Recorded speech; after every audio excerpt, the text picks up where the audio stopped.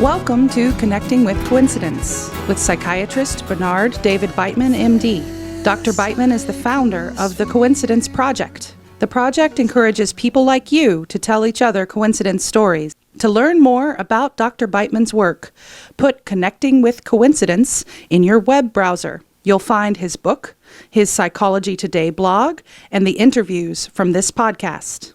And now your host, Bernard Beitman, MD. Welcome to Connecting with Coincidence. I am Bernard Beitman. I'm a psychiatrist. I do psychotherapy, and I study meaningful coincidences. And my book, Meaningful Coincidences, How and Why Synchronicity and Serendipity Happen, is available all over the place, but you can hit a button below to find it. And I encourage you to buy it at your local bookstore. My story for today was I was lying down by the Rivanna River here in Charlottesville, Virginia. It was around 4:30. I was watching the clouds above me. They looked like they were making a horse and a rider on it. And I was singing. I like singing old 50s songs a lot of the times, romance songs. And I was ending one of these 50s romantic songs with an extended low tenor note. Ooh, like that, something like that. When, as I was stretching out the note, I heard a harmonic sound kind of joining me with that note drifting down the river. It was like there was something was singing with me to end the song. It was really wonderful. I looked up and something seemed to be singing to me. That was a vehicle crossing the bridge nearby. Our guest today is Terry Marks-Tarlow, clinical psychologist in Santa Monica, California, who specializes in deep transformational work and issues surrounding creativity. She is author, editor of more than 10 books on clinical intuition, creativity, nonlinear dynamics, fractals. She just happens to have written the preface to my book. Thank you again for doing that, Terry. And the interface of mythology and science. Terry is an adjunct professor at Pacifica Graduate University and California Institute of Integral Studies. She co-founded Mirrors of the Mind, the psychotherapist as artist, now in its 11th year of exhibition, has written the libretto to 2 operas, one of which premiered in Lincoln Center. What a place to start, in New York City. Really, she's multi-talented, and I think I have some idea about why, but it's not for us to discuss at this moment. So, welcome to the show, Terry. And why don't you tell us a coincidence story to start off? Okay, actually, this is a coincidence story that I've never told you, Bernie, but related to those operas. First of all, thank you so much for inviting me back. You and I have lots of fun together, and I really appreciate participating in your podcast.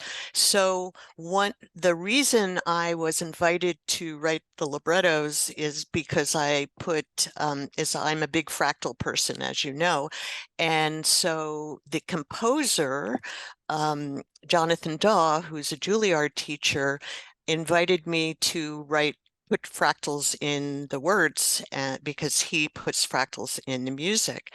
And he didn't know how to put fractals in the words. So I figured out a very elegant way using the Fibonacci series. So when the first opera premiered, on the night of the premiere was the night that Mandelbrot died, and he knew about the opera. Who is Mandelbrot? Mandelbrot is the person who invented or discovered fractal geometry. So the very branch of geometry that really is all about the patterning of nature.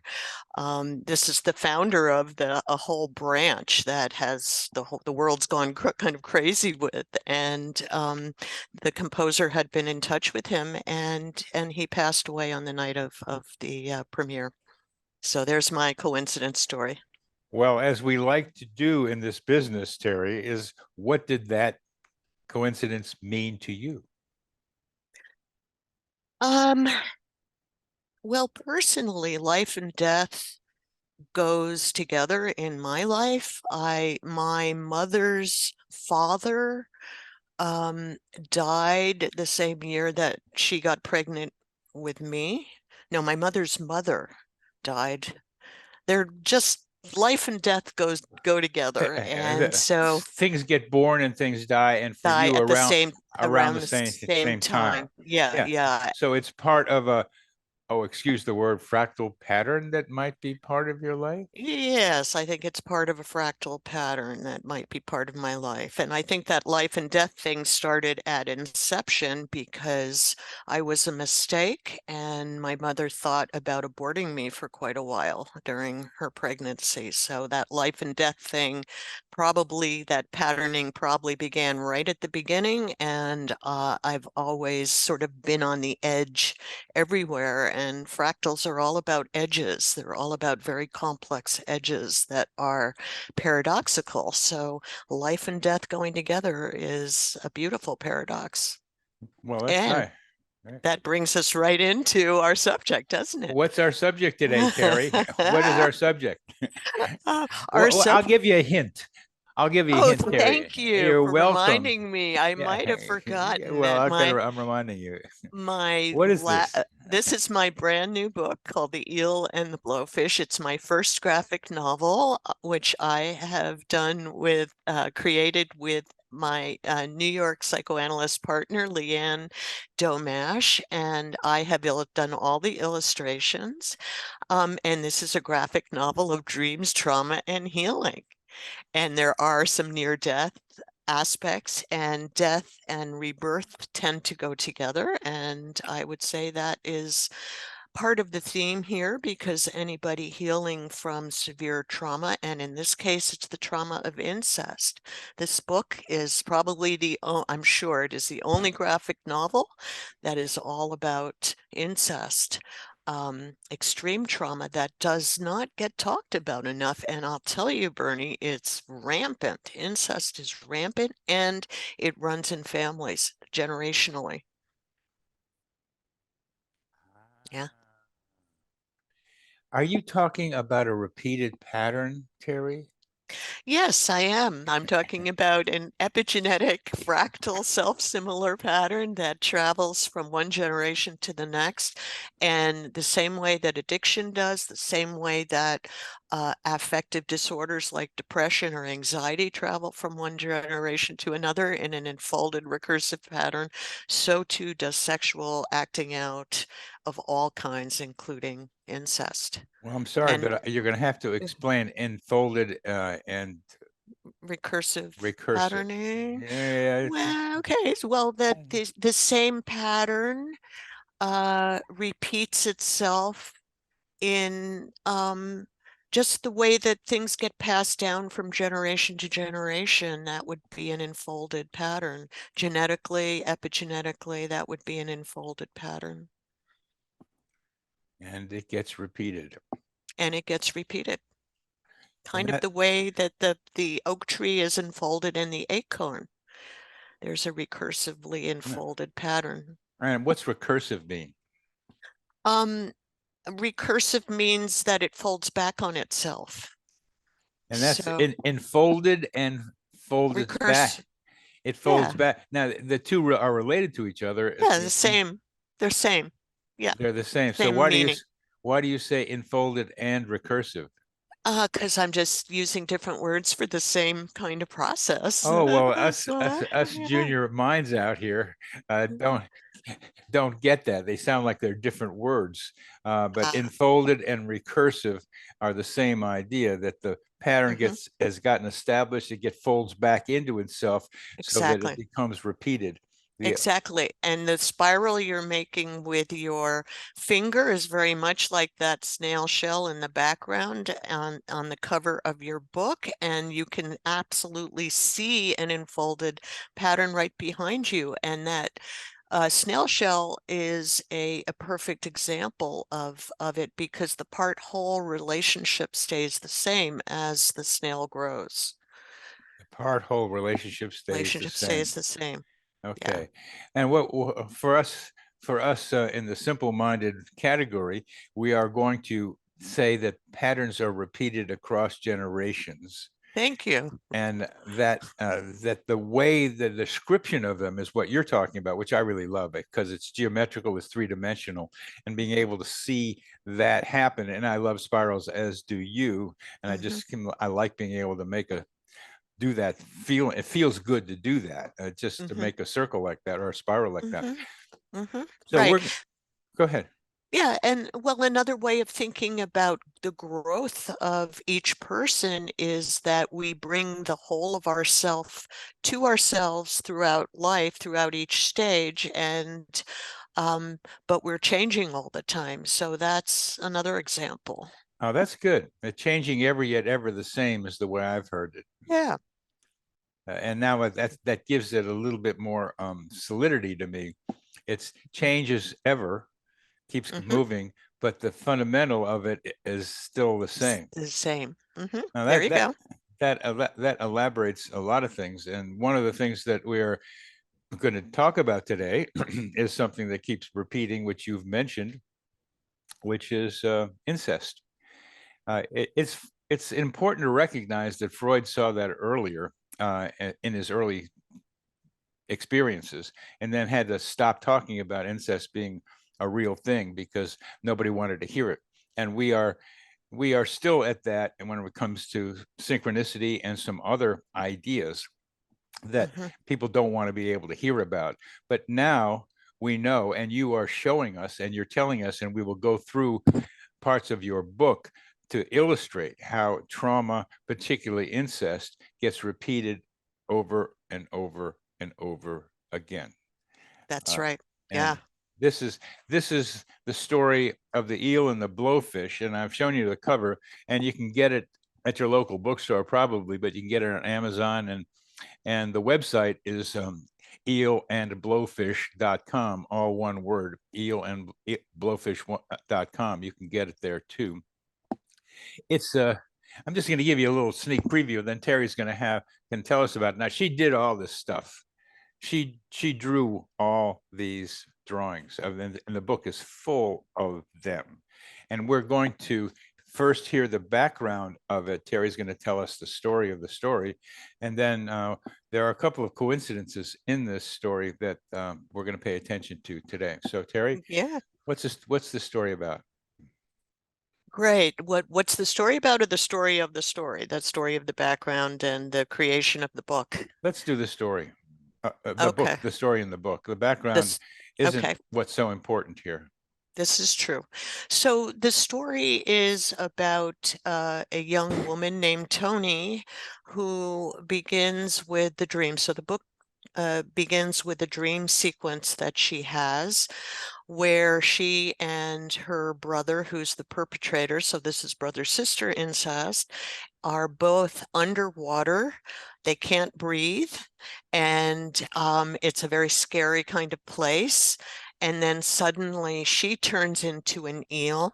I'm sorry, she turns into a blowfish.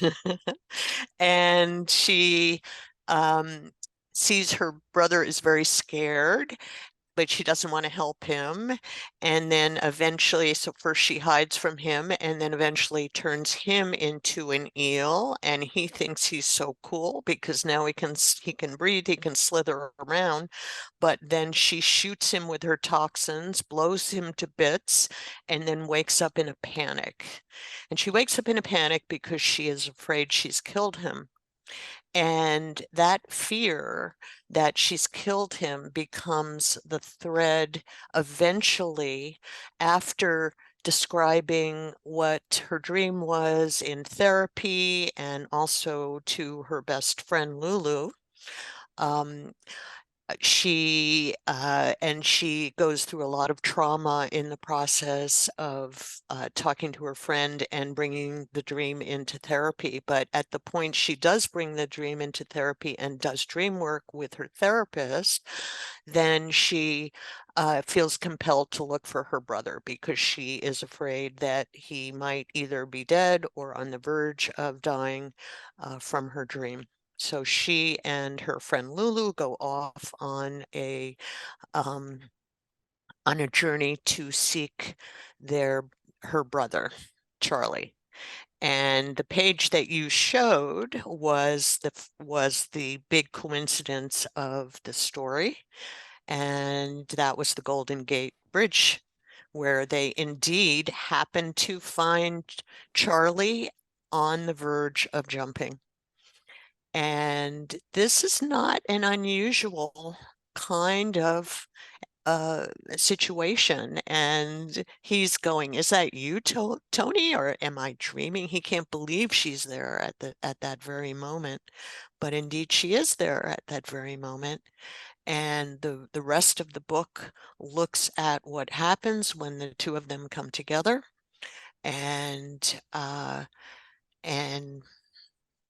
probably shouldn't give away the entire story, should I?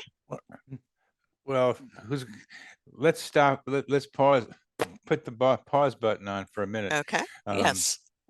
And repeat what you just said, and I'll do that. With she has a dream about her brother Charlie being killed by her. And she's the blowfish and he's the eel. Now there seems to be a little symbolism in the shape. I wonder if you might tell us. Oh, sure. Yes. You brought up Freud. I did. Before, and didn't Freud famously say sometimes a cigar is not a cigar? Well, sometimes it is a cigar, is what I recall. Oh yeah, right. I guess that's well, that's the real quote. You mix things up. That's all you did. I did mix things up, but to Freud, who believed in psychosexual development, everything was a penis or a vagina or a representation of sex. And certainly the eel is a classic representation of a penis. So, and in fact, there's a pretty creative penis drawing in there at some point. So this book, although it does have characters in it, is not something that is for children, for young children. There's a good underwater scene. There's Tony the Blowfish hiding from Charlie, who is feeling a lot of shame under there and asking for her help. And so she both turned him into a symbol of the penis and then destroyed it. And that probably is the beginning of a self-similar theme or presaging theme of mastering the trauma by taking control of it, by taking control. And this is what everybody who's been traumatized has to do to some degree, and there are different ways of taking control over trauma. One way is reversing the trauma, which is what this is. In a way, this is what this is. And that this is why people who have been severely abused sexually often turn into sexual abusers themselves. Unfortunately, that is another way of doing it. But using art is yet another way. And so choosing art as a medium for talking about what may be the most difficult topic to talk about, the most taboo topic we have in the universe, is incest in many ways. It's a universal taboo for the most part, with a few exceptions to that. There are like some Russian royalty exceptions and other ones, but it is the most taboo topic. And so being able to have a little bit of aesthetic distance with art is a really good way of helping people that are highly traumatized to soften a very difficult subject and be able to take it in. And it's also a beautiful way for people who are traumatized to create art as a way of representing what they've been through and mastering it. But this tendency to repeat and master through the repetition is also why children who have been traumatized will enact in play the trauma over and over again, and will tend to enact it quite literally until they start to move through it. And then there can be different endings, and they'll come up with different endings. And that's the beauty of art. To work with trauma is the fact that you can come up with a different ending to it. You can make a new ending, and that's what we want to do in life too. And art is a way of facilitating or accelerating that, creating a new ending.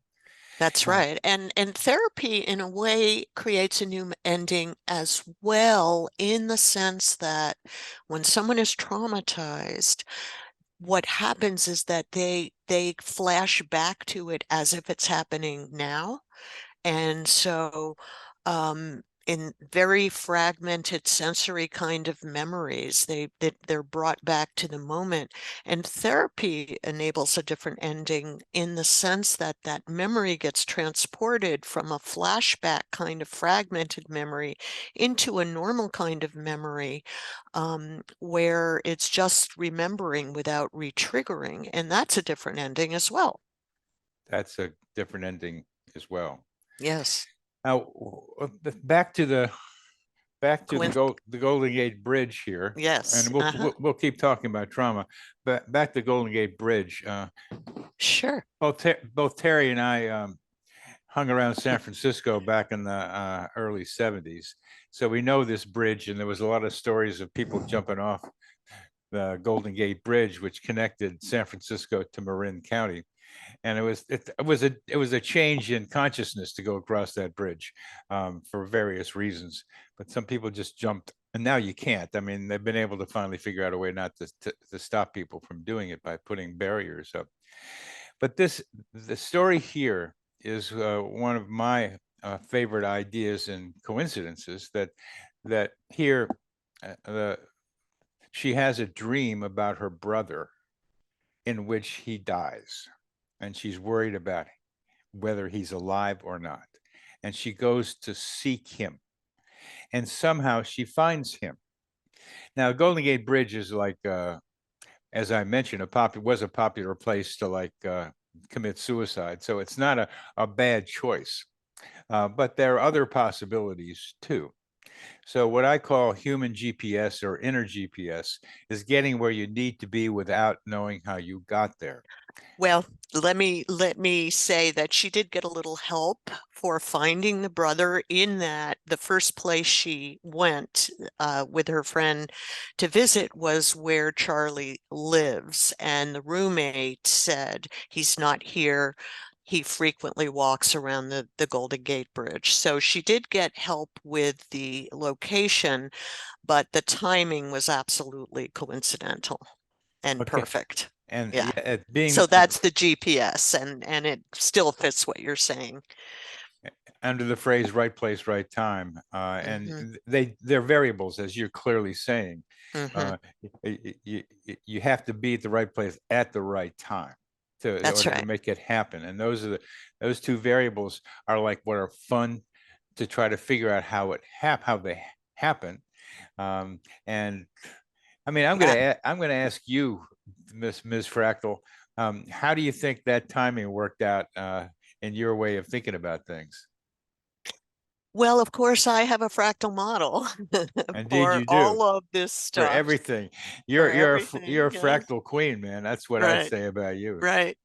And you called me Miss Fractal, but it's funny because here's another synchronicity. Yesterday, I heard from the guy who coined the title of Dr. Fractal for me, and this was about 30 years ago. And so I just heard from him, and he lives in England, and I never hear from him yesterday. But so I'm probably Dr. Fractal more than Miss Fractal. I beg your pardon. I beg your pardon. Dr. Fractal. Well, I'm Dr. Coincidence, so we may you're as well Dr. Coincidence. So may as well join that. So I stand uplifted now, Dr. Fractal. Yes, and we both have PhDs, and whether we want to call it. I have no PhD. You're an MD. That's right. Forgive me. Oh, you're right. I'm sorry. So maybe I stand under you, or maybe I don't. It depends on whether you think we can have an argument about that one. So we'll leave it alone. We're both doctors on that one. So, Yes. But Dr. let me say, just going back to what you were saying Please. about the right time and place, is that one interesting thing about fractals is that they're both patterns in time and patterns outside of time. And to the degree they're outside of time, there's a transcendent quality to the pattern. And Tony really needed to connect to her brother. She was urgently needing to connect to her brother. And so that urgency seems to drive synchronicity. And by the way, time is more important than place in synchronicity, because the meaning of synchronicity is simultaneity in time. So that can either happen in the same place or in different places, but time is probably the more of the organizing variable with coincidence. It definitely is. Well, how is where are fractals, Dr. Fractal, in this, in the timing of Tony getting to Charlie on the bridge? Well, one of the things about fractals that's very interesting, and there are some fractals in the book. By the way, there's a representation of multi-generational trauma, etc. But one of the things that's very interesting is that the edges of fractals are fuzzy, meaning it depends where you look at those edges, whether something is on the inside or the outside, one side or the other. And so to the degree that inner and outer patterning is fuzzy, so Tony's inner life versus Charlie's outer life is there's a fuzzy line there. And I definitely, as a therapist, believe in a relational unconscious, meaning I think that everybody's unconscious level is open to everybody else's. And that we, depending on how close, how intimate our relationships are and how urgent the situation, we can tap into that openness. And that's the bridge that I see here, that between brother and sister. That's inner and outer are fuzzily connected, and Exactly. that bridge can be crossed. Sure. Just And think about, here's a really simple way. My inner mind says I want to move my hand, and my outer body moves it. I mean, it's, the crossing between inner and outer, and the fact that the action is in between it all. It's almost so obvious that we don't even well, think about it. with the hand movement, that's really an important thing that I observed years ago, that I can think something and then my hand moves. It's Right. it's a quite remarkable thing, and needs to be clarified. And I have an idea where you got that from. So, but I'm talking about where between people. Sure. That Sure. And that I'm boundary. saying, right. And I'm saying that the unconscious mind is an open channel between people. Uh, I've had the experience of holding hands with someone and having a blending with that person's energy field. It feels like it's like this energy of arms and hands and Hmm. even shoulders begin to merge, Hmm. and I think that's an example of that inner outer. Um, Hmm. Being able to visualize it, experience it, and see it right now, and have the other person confirm it. Yes, yes. And that, if we were to measure your body, your physiology, and your brain, do a brain scan and do a hyperscan of you and that other person at the same time, we would see that there is a huge degree of resonance in your bodies and brains. And I think that is how that energy manifests, is that bodies and brains go into synchrony. And we know this now because we have the technology to measure it. And it's quite extraordinary, the degree of physiological synchrony, even between strangers, but especially between people that are intimate. there's a greater degree of synchrony. And so when you have the feeling of vibing with someone or meeting someone who's on the same wavelength, there is a truth to that, in that your different parts of your body and brain are going into resonance with one another. Yeah, and when you say there's a truth to that, you're thinking scientifically, because Yes. it can be measured, but I know Yes. there's a truth to it. And Subjectively, yes, well, but I don't know. Yeah, okay, we got to do the right. objective thing. What about No, the subjective. Yeah, I yeah, mean, I think one thing people should know about me is that I approach all of the uncanny arena, more through science and math than through mysticism or spirituality alone, although I do feel like that realm coincides, but I'm really interested in modeling these phenomenon, and as well as experiencing them. so well, I mean, I have this kind of the same approach. Yeah, I yeah, use these kind of relatively unknown experiences as clues to how reality works, and then exactly. And these things happen at the edges. And that's where you can see reality, is at the edges, not in the middle of things. When we're in the middle of things, we're sort of in a stuck place of sameness, but the edges are where realities what really reveals itself. what about the feeling I had recently? Somebody that a really good friend of mine, and I'm standing by a creek in a beautiful autumn day, and I feel her selfness, her as I know her, becoming part of me, so that for a few minutes, a few seconds, I am her, as my definition of myself Mm, is her. And then I mm, got a little weirded out by it, and I got yeah. away from that. So that's Ah, yeah, that's what's lovely. it I think, was. well, first of all, I would say that's a peak experience. That's a beautiful and peak experience, but it's also an experience of interpenetration. And I think people don't talk about that enough, where you're inside me and I'm inside you. Just communicating has that quality. I take in your messages, you take in mine, but I think we take in the whole beings of others. And in fact, we can't develop socially or culturally without doing that. So, and we start inside of another being. We start recursively enfolded inside of yet There another she being. goes again. There she And goes again. you know what? I have a synchronicity story from yesterday, if you want to hear that one, Of course, that has to. we're poised to hear yesterday. Go ahead. Okay, so yesterday I was working with a patient who has been trying to get pregnant for years, and she's young, but she apparently found out that her egg production is that of like a 40-year-old or something like that. And so she went through IVF after many years of trying to get pregnant, and really wasn't sure she could do it at all, and learned she was pregnant. She implanted one egg because it was hard to harvest a lot, and found out she was pregnant a few weeks ago. So she's driving to the doctors. No, this is the day before she was driving to the doctors. The day before she was driving to the doctors to see whether there was a heartbeat, which is a critical moment in, a mother's pregnancy.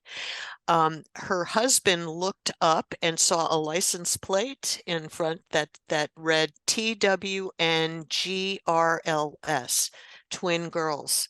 Well, he didn't think anything of it, but next day they go to the doctor, and it turns out that that single egg somehow miraculously turned into two, and that she's having twin girls. And the uh, uh, chances of a single egg being implanted and turning into identical twins is so low. It is way less than 1%. So this is like a crazy happening and a crazy synchronicity as well. Well, we prefer not to use the word crazy. we preferred Well, the we lady pre- she was feeling crazy because it's like, oh my God, I have two. I didn't even know I could have one, and now I have two. And she was pretty upset about it, well, that's actually. her. For us, I mean, Yeah. we understand her. The meaning for No, her I know. is pretty important in that way. And I mean, Ex it's extraordinary. Shall we say extraordinary? and we can say extraordinary. I'll say very, very low probability, which is what Yeah. you were what you Yeah. were implying. Yes. Just to keep it at the tone that I Yes. like to get to. Sometimes you do a lot, so try to say it in a more scientific way. But the idea that she'd have one egg, two kids, and then have that license plate go by. Okay, Yeah. that's one thing. And then have her husband notice that the license plate went Right. by. Yeah.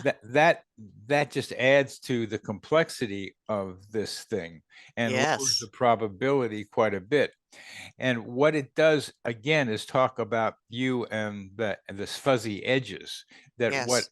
what's me is a fuzzier edge than we like than we know. And here is an example of the fuzzy edge between her husband and her, and what's in And the her world. and the Yeah. world. Yeah. And what I am doing with coincidences is just this, is to be able to show us that we are much more part of the world and then we know ourselves to be. Yes. Dan Siegel, who will be on the podcast before this one, I Hmm. mean, published before yours, is into the we-ness of us. He calls it intraconnection, and that we are all this oneness, and that of which we are a part. I like. Go ahead. Oh, I I, was just going to say, well, and Dan, coincidentally, is my friend who we have lunch occasionally and who has written the foreword for two of my books, just as I've written the foreword to your book. So that's a recursive pattern right there. Oh, what are we going to do about that one? That's a recursive pattern. And Yeah. what I want to be able to do is build on this recursive pattern, which somehow got started. I mean, I didn't know you, you didn't know me. And I didn't, and I know Dan's in Santa Monica, and I used to live near 9th and Broadway for a summer. So just for the fun of it. Oh my Uh, God, my office is 7th and Broadway. okay. So I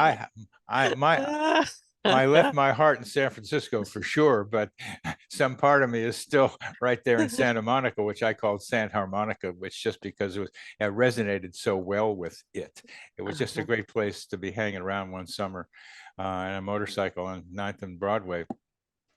So that here we may be starting a fractal, Terry, some kind of fractal where you're bringing to me, I mean, my perspective is the edginess of the fractal, Hmm. and the fuzziness of the fractal, Hmm. the Hmm. edgefulness of I mean, I like to play with I edges a love lot. that. Yeah, yeah. It Me too. makes me edgy to talk about this. I'm on edge to talk about this. Oh yeah, me too. And I was a rock climber, so I was hanging out on edges a lot. You were on, yes, Yeah, you yeah. were. So here Dan talks about the noosphere, which is I think to me an old term for what I'm calling a psychosphere, and Hmm. that we it has something to do with how we're part of everything and everything's part of us. And Hmm. I'm wanting to distinguish the ways in which we are part of the whole, as well as recognizing we're part of the whole. Hmm. Because as he also talks about, there's a tension between being a solo individual and being part of the whole thing. And Hmm. I'm interested in the solo interconnectedness with other people, which is what I'm talking about with you and Dan, as well Hmm. as the bigger picture, the quantum field that he seems to be implying that we're all part of as well. Hmm. So Yes. where this goes is for me an explanation for telepathy, which we're not talking about now, but something that I want to be able to perhaps keep pursuing, because I was about to write to Dan. I read part of his book again this morning before we started.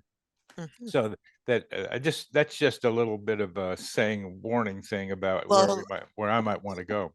Right. And let me tell you, I don't know if you're aware that I have written one of my more recent papers with Yakov Shapiro, who's a psychiatrist in Canada, is on varieties of clinical intuition that are local and non-local. And we use a quantum model there of David Bohm's implicate order and tapping into you're calling it the psychosphere, Dan's calling it the noosphere. The implicate order would be Bohm's way, but a quantum substrate My for, idea is less about quantum. yeah, I know. Uh, And it, I'm I also, think you're with me on this one. yeah, yeah. I I like want the macroscopic, yeah, the uh, macroscopic level. Yeah, it's something that's real here in regular three-dimensional. macroscopic, right, Yeah, right. and rather than okay, and macro. So we'll do that Yes, another time. But let's let. I we just don't need want to to. do. Yeah. I wanted to let you know a little bit about that. So again, we're talking about the eel and the blowfish, Terry's new book, and she again has done the illustrations of it, and you can get a copy of it for those of you interested in seeing how trauma, especially incest, can happen and how it might be resolved. One of the points that Terry makes that's implied in this book is that traumatized people are more likely to have coincidences happen to them. Why would that be? Well, because trauma brings us to the edges of things. Trauma makes us hyper alert to what's going on and very open to our environment, much more open to the environment. But also, when we think about it from survival terms, the two things that are often picked up, whether it's telepathy or other things, are sex and violence. And one, sex is important for propagation of the species. Violence is a threat to survival. And so all the things that are related to survival that bring us to the edge of life and death circumstances also bring us to those edges where we can detect patterns that we don't detect when we're in the middle of things. You know that's a theme that I've heard you say several times. You can't Mhm, get stuff happening unless you're on the edge, mhm, and there's something about the edge and chaos and order mhm, that playing on the edge can get you into the flow, and too much chaos and too much order can get you away from mhm, having something happen. So mhm, there's something about edges, and but I like this vision of your getting to the edge of things. mhm, It's because I mean I like to go to this dance thing I'm going to tonight, and there's something about when things start getting going, when the mhm, energy really picks up, mhm. um, stuff starts to happen. That Sure. it's and that's the edginess of being on the edge that I Yes. think you're talking about. Oh, absolutely. And anybody who is an artist understands that things emerge on the edge of things, not and the deepest creativity just boils up at the edges of consciousness and the unconscious. It's not something that we can drum up by thinking about it or anything like that. So that's the edge between the unconscious mind and the conscious mind is where art uh, emerges. That's where dreams emerge. And that's another coincidence that's in the book, is that both Tony and her brother have very similar dreams. That is Tony's dream of being ice statues together, and the bluebird starts to melt hers, but not Tony, which is another representation of her fear that I'm sorry, not Charlie, her brother, another representation of that he could be in trouble right now right at the point she's melting. And then she learns after she talks him off the bridge and they are talking, that he too has had ice dreams. And you can show the picture of Charlie's ice dream as well. Yep, there's his ice dream. And so they're having both very similar dreams of being frozen, and in trauma language, symbolically, being frozen is a representation of dissociation, and that is the classic and most severe response to trauma. So both of them have been dissociated in different ways, and their dreams reflect both their inner states but the outer states of one another as well. There's two ways to go on this one, but I'm going to go to the coincidence one, that they both have the same dream around the same time, or similar dream around the same time. Don't know about the timing of the Ah. dream, but they both have had that dream then, and it has been, he's had it as a recurrent dream, and she had it around this time. So Well, in that sense, she's tapping into his recurrent dream. Yes. And recurrent dreams are very interesting too. from a fractal perspective, Dr. Yeah, Fractal, but we'll leave that's that one right. alone for now. That Okay. the idea of having a shared dream, or at least similar dreams, requires that they tell each other that they had the dream. I mean, I think this goes on a lot more than people recognize, but because you got to tell, somebody's got to tell one the other that you've had this dream. That's another boundary thing where That's right. where the edge again is blurred, and one consciousness is kind of tuned in to another consciousness. And Exactly. and I mean, I'm glad to be able to getting that clearer with you. Yeah, I see you see it. Which is a recursive thing right there, and a kind of recursive thing that we do all the time. You know, that's me taking in you and your inner world. Oh, I feel so vulnerable. Well, we are. That's the thing. We are way more vulnerable than we often recognize.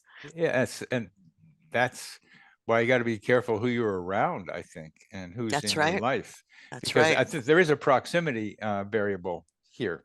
The closer is the higher intensity potential for resonance or disresonance, if that's a word, when you're got people around you. I think this edge thing is really, yeah.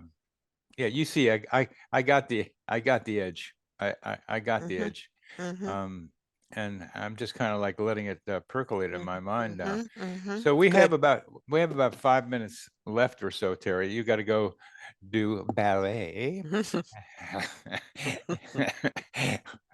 Well, I used to run with the football, and I used to think of it as a kind of a ballet thing, when to get up on one foot or one toe. Absolutely. And you like, know what? When I was rock climbing, I used to think of that as ballet on the rocks. Yeah. Ballet on the rocks. I'll have a ballet on the rocks, bartender. Okay. Okay. Let's summarize what our book here. We've been, these are great drawings. I mean, she did these drawings. That's the blowfish again. Terry did these things, so she's multi-talented. Oh, thank you. You're Thank you, Bernie. You are multi-talented. You like to do lots of different things, is another way of saying it. This is true. I think everyone understood multi-talented, but I do. And I'm working on another coloring book right now, which I'm very excited about doing. Yeah. All I did was play football and study. I mean, those were my multi-talented things. And I got a podcast and a Psychology Today thing. You go over, you're spreading it out a little bit more. You go from science to art, and you are able to show in your good liberal arts education at Stanford University that these things do blend with each other. They're not separate silos. They're not separate. They're not separate. And I'll tell you, it took me decades to feel that blend, because I kept these things separate for a really long time, and then realized how blended that they are. And especially the visual representation, all of contemporary science that's related to fractal geometry or complexity theory or chaos theory is highly visual, and very different from physics of Einstein that got quite abstract. And so being able to see these patterns is much more complex than verbal descriptions, which is another power of art and image, the power of image. And the power of image is also the power of during early life, infancy, all of the early attachment foundations are visual, or because they're pre-verbal, and so the baby internalizes the sequences of caretaking through primarily visual. Of course, blind babies can do so as well, and it's another kind of patterning that puts together, but it's essentially relational patterning is through visual imagery initially. Each of us, I think, comes to this reality with predispositions towards use of different kinds of ways of learning the world. Yes. And the visual one is predominant. That's definitely yours. I love geometry. I love three-dimensional geometry is what we called it. But I think mine is also very strongly kinesthetic, that I like to find out reality about the way I feel things around me, and when I move and feeling movement around me. And I think babies do the same thing. They pick up the energy fields of their parents. They got to be able to find that stuff and see how they're being. Yeah. Babies know everything, and not in the normal cognitive sense of knowing, but they feel everything. And to think a baby's just a massive blob is a mistake, because you teach babies how to be unconscious if you don't recognize that they start off knowing everything. And you want to help them put that into words and maintain that. We lose that. We lose that wisdom. We are taken away from the edge. That's right. We're taken away from the edge. Yes. Which is not a bad thing. We got to go home sometimes and just sit down and eat lunch. So that we got to be able to have, it's that movement between, like, the edge and the center. You need the foundation. You need. Right. We got to recognize that this is all dynamic. It's moving, and you got to keep. Keep moving. Okay, officer, I'm going to keep moving. Gotta keep moving. That sounds like we're reaching the segue of the end of this. We are reaching the segue. Yeah. We are reaching the edge of this thing. Yes, so if there's anything more, Dr. Dr. Fractal, you'd like to be able to say, please do. And then we'll say goodbye. No, I just want to thank you for, highlighting the eel and the blowfish and having interest in my work. I really appreciate it. And I think it's very timely. I think that people are needing different ways of understanding our interconnectedness as things threaten to fly apart politically and get more and more polarized. I think all messages about fundamental interconnection and interpenetration are very important, and including for the environment. So I think you're doing really important work. I think we are. Yeah, we are, to use Dan Siegel's. We are. And I'm trying to be able to see where the me's are, because there's certain levels of that, and we'll talk about that another time. But we're in this together, and how can we be in this together in a way that's constructive? That's together. Exactly. And exactly. That's I see that happening. So I thank you very much, Terry, for taking the time to be with me before you go to ballet. This should be a warm up for you. Get you a little tuned up. I'm tuned up. So, the ballerina has just begun her entrance.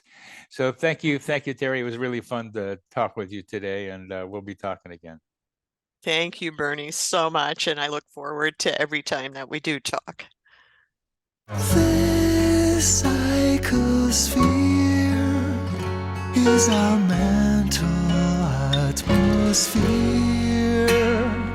like a hologram of cosmic consciousness.